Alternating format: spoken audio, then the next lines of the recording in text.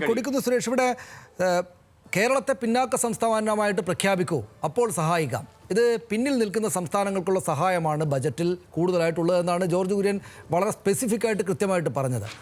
ഈ സാമ്പത്തിക സർവേ റിപ്പോർട്ടിലടക്കം കേരളം മെച്ചപ്പെട്ട നിലയിലാണ് എന്ന് പ്രത്യേകമായിട്ട് പറഞ്ഞിട്ടുണ്ട്. പ്രധാനപ്പെട്ട മേഖലകളിലെല്ലാം കേരളം വളരെ ഗംഭീരമായിട്ട് നിൽക്കുകയാണല്ലോ എന്ന അഭിനന്ദനം സാമ്പത്തിക സർവേ റിപ്പോർട്ടിൽ ഇന്നലെ പാർലമെൻറ്റ് മുമ്പാകെ വെച്ച സാമ്പത്തിക സർവേ റിപ്പോർട്ടിൽ ഉള്ളതാണ്. താങ്കളത് നേരിട്ട് ആദ്യം തന്നെ കണ്ട ആളുമാണ് MP എന്ന നിലയിൽ. കേരളം മെച്ചപ്പെട്ട സ്ഥലമാണ്, അതുകൊണ്ട് ബജറ്റിലൊന്നും ഞങ്ങൾ സഹായിക്കേണ്ടതില്ല എന്ന കേന്ദ്രത്തിൻ്റെ നിലപാട് വലിയ ശക്തമായുള്ള പ്രതിഷേധം ആവശ്യപ്പെടുന്നതല്ലേ ശ്രീ കൊടിക്കുന്നിൽ?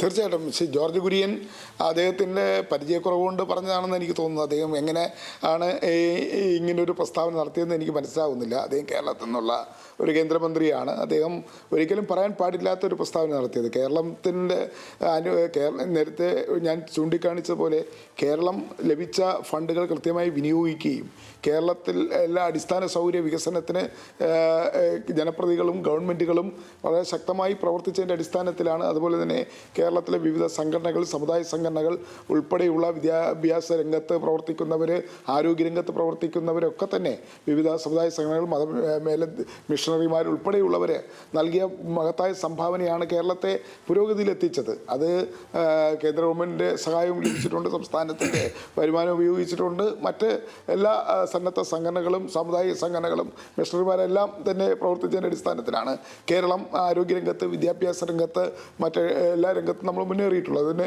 പ്രവാസികളുടെ സംഭാവന നമുക്ക് ചെറുതായി കാണാൻ കഴിയില്ല. വിദേശ രാജ്യങ്ങൾ പഠിക്കുമ്പോൾ നമ്മുടെ പ്രവാസി സമൂഹം നൽകിയിട്ടുള്ള, കേരളത്തിൻ്റെ വികസനം നൽകിയിട്ടുള്ള സംഭാവനകളും വളരെ വലുതാണ്. ഇതൊക്കെയാണ് എന്ന് വെച്ച് കേന്ദ്രം തരേണ്ടത് തരാതിരിക്കുക, എന്ന് വെച്ച് കേരളത്തിന് അവകാശപ്പെട്ട കേന്ദ്ര വിഹിതം അത് തരാതിരിക്കുക, അല്ലെങ്കിൽ സംസ്ഥാനം ആവശ്യപ്പെടുന്ന പദ്ധതികൾ അനുവദിക്കാതിരിക്കുക, കേരളം എല്ലാം നേടിക്കഴിഞ്ഞു എന്ന് പറഞ്ഞ് കേരളത്തെ മാറ്റി നിർത്തുക എന്ന് പറയുന്നത് നമ്മുടെ ഫെഡറൽ സംവിധാനത്തിന് തീർച്ചയായും വെല്ലുവിളിയാണ് എന്നുള്ള കാര്യത്തിൽ യാതൊരു സംശയവുമില്ല. കേരളത്തോട് അത്തരത്തിലുള്ളൊരു സമീപനം കേന്ദ്ര സർക്കാർ സ്വീകരിക്കുന്നത് അത് അംഗീകരിക്കാനാവില്ല. അതുകൊണ്ട് ജോർജ് കുര്യൻ ആ പ്രസ്താവന പിൻവലിച്ച് അദ്ദേഹം കേരളത്തിലെ ജനങ്ങളോട് മാപ്പ് പറയണം എന്നാണ് എനിക്ക് അഭ്യർത്ഥിക്കാനുള്ളത്. അതോടൊപ്പം തന്നെ ഈ ശ്രീ ഗോപാലകൃഷ്ണൻ പറഞ്ഞു, BJP നേതാവ് പറഞ്ഞ ന്യായീകരണങ്ങളൊന്നും നിലനിൽക്കുന്ന ന്യായീകരണങ്ങളല്ല അദ്ദേഹം പറഞ്ഞത്.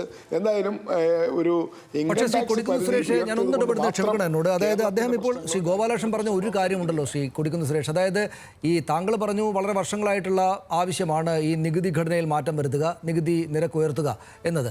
പക്ഷേ അത് ചെയ്തത് നിർമ്മലാ സീതാരാമനാണ്. ആ നിലക്ക് അഭിനന്ദനം അറിയിക്കുന്നതല്ലേ എന്ന് മാത്രവുമല്ല, അതുകൊണ്ടുണ്ടാകാവുന്ന മറ്റ് നേട്ടങ്ങൾ സ്വാഭാവികമായിട്ടും ഉണ്ടാവുകയില്ലേ? ശ്രീ ഗോപാലകൃഷ്ണൻ തുടക്കത്തിൽ പറഞ്ഞ ആ ഒരു കാര്യമുണ്ടല്ലോ, അതായത് ഈ മിഡിൽ ക്ലാസ്സിന് വേണ്ടിയുള്ള ചില കാര്യങ്ങൾ ചെയ്യുമ്പോൾ അതിൻ്റെ പ്രതിഫലനം, പോസിറ്റീവായുള്ള പ്രതിഫലനം എല്ലായിടത്തുമായിട്ട് ഉണ്ടാകും, അത് കേരളത്തിനും ഗുണം ചെയ്യും എന്ന കാര്യം നമുക്ക് തള്ളിക്കളയാവുന്നതാണോ? അദ്ദേഹം ഒരു വാദത്തിന് വേണ്ടി മാത്രം വെച്ചാണെന്ന് കണക്കാക്കി തള്ളിക്കളയേണ്ടതുണ്ടോ? അത് പൊതുവിൽ കേരളത്തിലാകെ, കേരളത്തിലെ അടക്കം ശമ്പളക്കാർക്ക് ഉണ്ടാക്കാവുന്ന ഗുണം അതുകൊണ്ടുണ്ടാവുകയില്ലേ?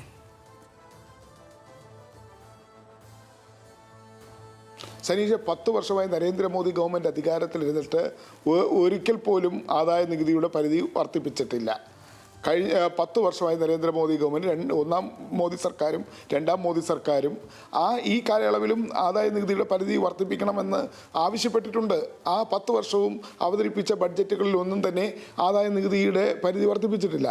ഇപ്പോഴാണ് വർദ്ധിപ്പിച്ചത്. നേരത്തെ മൻമോഹൻ സിംഗിൻ്റെ ഗവൺമെൻറ് അധികാരത്തിലിരുന്നപ്പോൾ ആദായ നികുതിയുടെ പരിധി വർദ്ധിപ്പിച്ചതല്ലാതെ അതിനുശേഷം 10 വർഷം വന്ന നരേന്ദ്രമോദി ഗവൺമെൻറ് ഒരിക്കൽ പോലും ആദായ നികുതിയുടെ പരിധി വർദ്ധിപ്പിച്ചില്ല. ഇപ്പോഴാണ് വർദ്ധിപ്പിച്ചത്. അതിന് രാഷ്ട്രീയമുണ്ട്. ഡൽഹിയിലെ തെരഞ്ഞെടുപ്പ് അതിനൊരു പ്രധാനപ്പെട്ട കാരണമാണ് എന്ന് ഞാൻ നേരത്തെ പറഞ്ഞു. അതാണ് ഇപ്പോൾ ഈ പരിധി വർദ്ധിക്കാനുള്ള കാരണം എന്ന് എല്ലാവർക്കും അറിയാം. പക്ഷേ അത് മാത്രം മതിയോ? ആദായ നികുതിയുടെ പരിധി മാത്രം വർദ്ധിച്ചാൽ മതിയോ? ആദായ നികുതി കൊടുക്കുന്നവർ ഒരു ചെറിയ ശതമാനം മാത്രമാണ്. ബാക്കി ഈ രാജ്യത്തെ പട്ടികജാതി, പട്ടികവർഗ്ഗക്കാർ, പിന്നോക്കക്കാർ, മതന്യൂനപക്ഷങ്ങൾ, യുവാക്കൾ, കൃഷിക്കാർ, ഇങ്ങനെയുള്ള നമ്മുടെ ഇടത്തരം സാധാരണക്കാരും ഇടത്തരക്കാരുമായ ആളുകളുടെ പ്രശ്നങ്ങൾ എന്താണ് പരിഹരിച്ചത്? ഇപ്പോൾ മഹാത്മാഗാന്ധി ദേശീയ ഗ്രാമീണ തൊഴിലുറപ്പ് പദ്ധതിയെക്കുറിച്ച് പറഞ്ഞു. ആ പദ്ധതിക്ക് കഴിഞ്ഞ പ്രാവശ്യം വിഹിതം ബഡ്ജറ്റിൽ വെട്ടിക്കുറയ്ക്കുകയാണ് ചെയ്തത്.